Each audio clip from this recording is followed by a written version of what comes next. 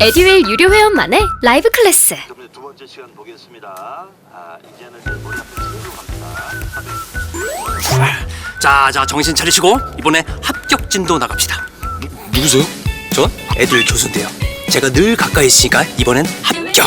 집에서도 학원처럼 공부하는 혜택. 오직 에듀윌 유료 회원에게만.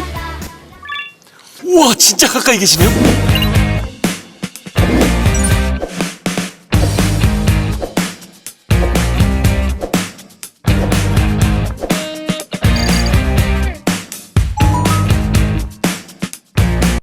왜냐면 이게 첫 번째 문제부터 좀 풀려줘야 이게 두뇌가 돌아가기 시작하는 거예요. 근데 이게 첫 번째 문제에서 딱 걸려. 그러잖아. 그럼 두뇌가 렉이 걸리는 거예요. 그래서 판단을 이제 못하게 되고 그다음 막 이제 뭐 집중이 안 되는 거예요. 막 불안하고. 그러니까 이제 되게 요런 게 이제 첫 페이지 있거든요. 올해 특징은 이번 시험의 특징은 그 얼마 전에 봤던 31회 시험의 특징은 좀 책 순서를 흐트렸어요. 그러니까 뭐 이게 대체로 책 순서도 되거든요. 약간 흐트리는데 이번에는 좀 많이 흐트렸어. 그러니까 그렇게 흐트리는 연습도 좀 해야 되겠다는 거예요. 자, 미리 말씀드렸습니다. 제가 올해는 그러면 앞으로는 이제 우리가 문제 연습을 할 때 좀 흐트리는 것도 연습을 해야 되겠다. 그러니까 월에 모의고사를 내든가 아니면 동형 모의고사 같은 때는 좀 이렇게 책 순서를 흐트려서 문제를 연습을 해야 되겠다. 이제 그렇게 나오더라. 그런 겁니다. 그 다음에 이제 두 번째는 부동산학 강론입니다. 부동산학 강론은 30문제에서 31문제가량의 출제가 되는 건데 부동산 경제론, 부동산 투자론, 부동산 금융론 이 부분이 시험의 출제 비중이 보통 높은 파트입니다. 그러니까 평균치를 내야 되니까. 근데 이번에는 부동산 투자론의 비중이 생각외로 너무 낮았습니다. 다들 깜짝 놀랄 만큼 선생님 교수님들도 이거요 투자론이 왜 이렇게 적게 나왔지? 그럼 원래 투자론이 적게 나오면 참 좋은 겁니다. 왜 투자론이 좀 어렵거든요. 사람들이 어려워해요. 그럼 그 어려운 파트가 적게 나오면 좋지 않습니까? 근데 얘는 적게 나온 대신에 딴 게 어려운 거야. 딴 게. 그래서 부동산학개론의 특히 어려운 파트라는 게 사실 정해져 있는 건 아닙니다. 어렵게 내려면 다 어려울 수가 있다. 그리고 이렇게 말하는 이게 부동산학과에서 배우는 과목의 한 과목입니다. 한 과목들. 그러니까 강론의 몇 개냐면 6개. 감정평가론까지 포함해서 7개 과목을 배워요. 총론은 과목이 아니니까. 그래서 7개 과목을 이렇게 묶어서 계략적으로 배우는 게 부동산학 개론입니다. 그래서 여러분은 부동산학 강론 부분에서 아까 중요한 부분이 보통 이 부분이다. 경제론, 투자론, 금융론. 굳이 하나 더 넣는다면 정책론이 중요한 부분인데 이게 정책론이 공부를 하면 막 느는 게 아니라 정책론의 이론은 느는데 부동산 정책을 아무거나 갖다 집어넣고 정책론이라고 할 수 있거든요. 그거는 학습에 의해서 되는 것도 있지만 심지어는 다음 제도가 나온 순서대로 나열하시오. 뭐 이런 것들을 우리가 사실 연습한다고 드는 게 아니거든요. 그래서 이제 정책론은 좀 변화무쌍해서 일부러 살짝 뺐고요. 자, 그다음에 이제 매년 계산 문제가 9문제가량의 출제가 됩니다. 계산 문제 포기하면 안 된다는 거죠. 그래서 5문제 정도는 꼭 맞춰줬으면 좋겠다. 하는 게 제 이야기입니다. 근데 이거는 계산 문제가 하루아침에 늘질 않아요. 계산 문제 푸는 법을 알아도 우리에게 충분하게 시간을 주면서 푸세요. 그러면 차근차근 써가면서 풀면은 또 괜찮은데 너무 쫓기니까 저걸 이제 못 푸는 거예요. 그래서 빠른 시간 안에 저걸 풀려면 이게 오랫동안 숙달이 돼야 돼요. 그래서 제가 계산 문제의 경우는 우리 정규 과정에서는 이제 3월 달에 심화부터 조금씩 원리를 알려드리기 시작하지만 정규 과정에서는 본격적으로 5월 달에 아까 계산 문제와 관련해서는 기출 문제 풀 때 할 거고요. 다룰 거고요. 또 별도로 학원 커리상 이제 계산 문제와 관련해서 그 한 4월 달쯤에 합격 예약 특강이라는 그런 커리가 또 있어서 그때부터 또 다루도록 할 겁니다. 다만 합격 예약 특강은 우리 정규 커리는 아니고 별도 커리입니다. 그리고 그때만 하는 게 아니라 7, 8월 달에 문제풀이반 또 할 거고 9월 달에 동형 모의고사도 다룰 거고 10월 달에도 또 중요한 계산 문제 백선에 집어넣어서 마무리할 거고 그래서 계산 문제는 계속 다뤄드리도록 그렇게 할 겁니다. 그 다음에 이제 감정평가로는 6문제에서 7문제가량이 꾸준히 출제가 되는데 여기가 쉬워요. 한 최근 7, 8년간 계속 쉬었어요. 그래서 제가 감정평가론이 평이하다. 좀 쉽다. 근데 이번에도 감정평가론이 문제가 다 쉬웠어. 7문제 나왔는데 7문제가 다 쉬었다고요. 어렵지 않았다고요. 그러니까 감정평가론 부분 뒤쪽을 소홀히 여기면 안 돼. 근데 우리나라 사람들이 공부하는데 아름다운 전통이 뭐냐면 앞쪽은 열심히 뒤쪽은 흐지부지 이게 전통이 있거든요. 아름다운 전통인데 아름다운 전통은 길이 갖고 가긴 해야 되는데 제가 볼 때는 그리 아름다운 전통 같지는 않고요. 그래서 여러분 뒤쪽 하셔야 돼요. 개론의 경우는 감정평가론, 민법도 뒤쪽이 좀 쉬워요.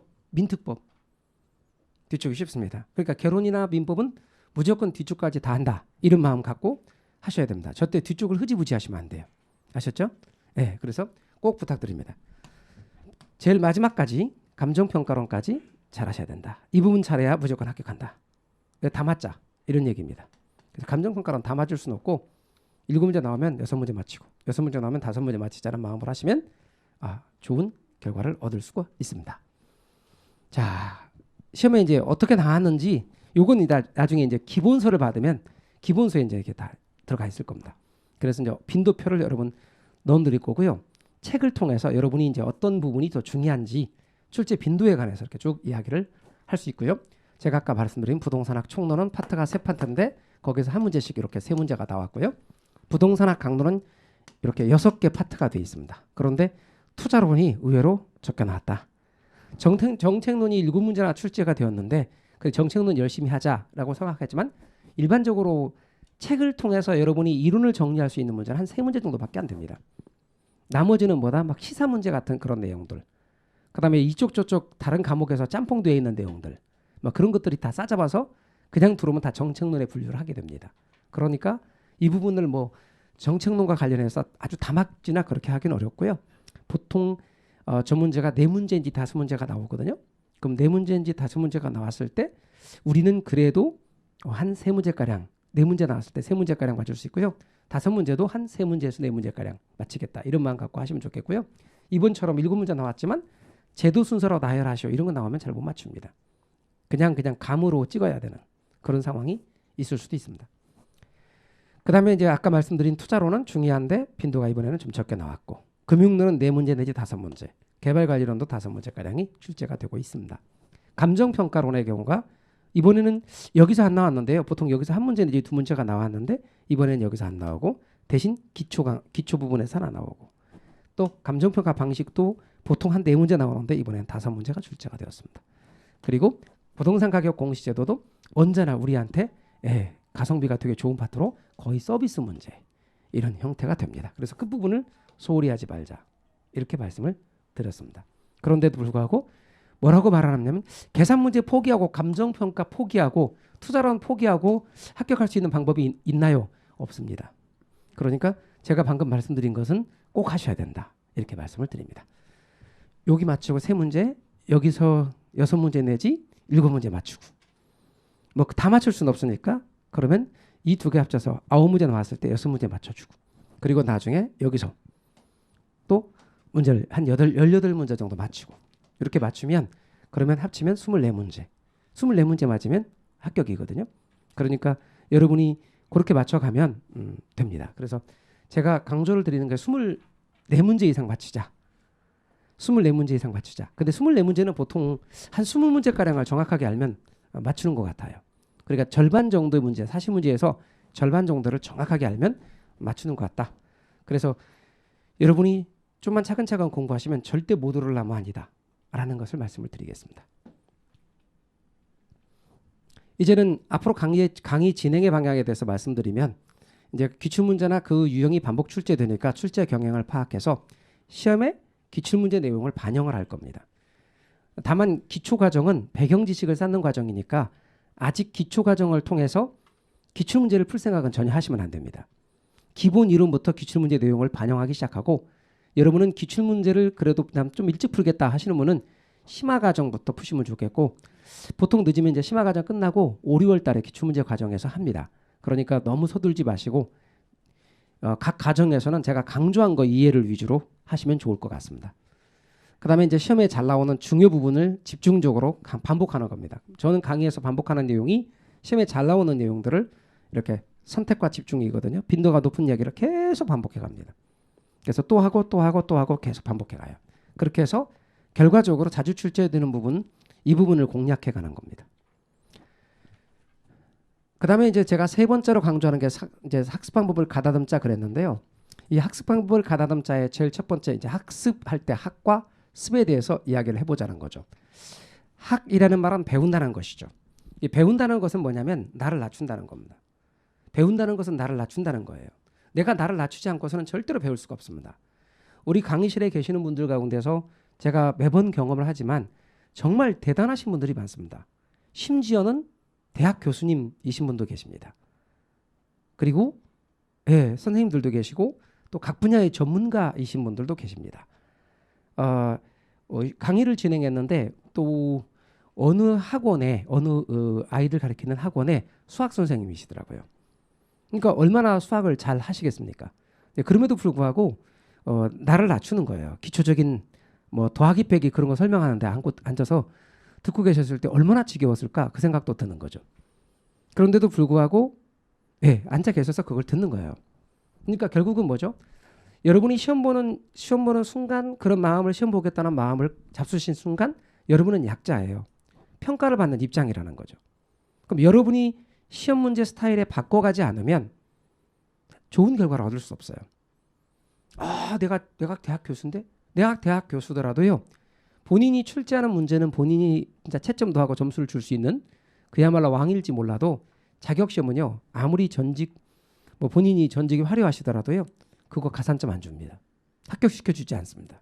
시험을 봐서 통과를 해야 합격이 되는 겁니다. 그러니까 우리는 자격시험 앞에는 다 똑같습니다. 그래서 여러분이 스스로 낮추시고 여러분이 시험에 나오는 방식에 적응하시기 바랍니다. 이거 스타일이 이상해. 이렇게 하면요 안 돼요. 여러분이 바꾸셔야 됩니다. 그래서 꼭 시험 보는 동안만큼만 나를 낮추시고 여러분을 시험 보는 그 내용에 맞춰 가시기 바랍니다. 그래서 지금은 아니더라도 3월 달에는 좀 더 바뀌고 5월 달에는 좀 더 시험 쪽에 점수에 근접하고 이렇게 바꿔 가셔야 됩니다. 그렇지 않고 내 것을 계속 주장하시잖아요. 점수가 안 나와요. 점수가 안 나오니까 뭐냐면 문제가 왜 이래? 뭐가 이따위야? 이런 식의 표현들을 하시게 되는 겁니다. 그렇게 하지 마시고 계속해서 여러분이 적응해 가십시오. 꼭 부탁을 드립니다. 두 번째는 습입니다. 습은 뭐다? 익혀가는 겁니다. 누가 익혀가죠? 내가 익혀가는 거죠. 아까 말씀드린 것처럼 시험 쪽에 가깝게 반복해가는 겁니다. 그래서 여러분 반복을 해서 내 걸로 만드는 게 뭐다? 습입니다. 그런데 우리가 기출 문제를 보게 되면 어떤 내용들이 이제 중요하다 그런 것들을 알게 되고 그것을 연습하는 것은 뒤에서 할 일이고 기초 과정에서는요. 강의를 듣고 습도 강의를 들으십시오. 그래서 기초 과정은 강의를 듣고 강의를 들어라. 아직은 뭐 책을 읽고 그걸 또 메모를 하고 그렇게 하기가 쉽지 않으니까 기초 과정은 강의를 들으십시오.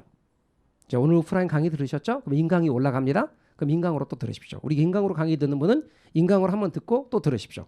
기초 과정은 3번에서 5번 정도 들어달라 이렇게 말씀을 꼭 드립니다. 3번에서 5번 정도를 들어달라. 절대로 속도는 빠르게 하지 말아달라. 그러니까 배속은 제가 조종합니다. 여러분이 조종하지 마십시오. 조종하지 마시고 제가 조종할 테니까 배속은 놔두시고 그냥 들어달라 이렇게 꼭 말씀을 드립니다. 그리고 이제 집에서 공부하시는 분들은 이렇게 이렇게 화면을 딱 틀어놓고 설거지를 하신다든가 뒤돌아서 이런 거는 강의를 듣는 게 아닙니다. 그때 누가 그 화면을 보고 있다? 야옹이가 보고 있습니다. 우리 야옹이가 이렇게 보고 있고. 그래서 야옹이가 저 좀 좋아합니다. 그러니까 중요한 건 다시 한번 말씀드리지만 강의를 잘 들으시는데 기초 과정은 그냥 들으시라. 그다음에 이제 기본 과정은 제가 좀 이따 나중에 다 말씀을 드리겠지만 과정별로 다 이렇게 말씀을 드리겠습니다. 그래서 여러분은 제일 첫 번째 학습이라는 말의 의미를 알아두십시오. 그냥 강의만 듣는 거는 학습이 아닙니다. 강의를 듣고 내 걸 만들어야 돼요. 근데 기초 과정은 강의를 듣고 강의를 들으시라.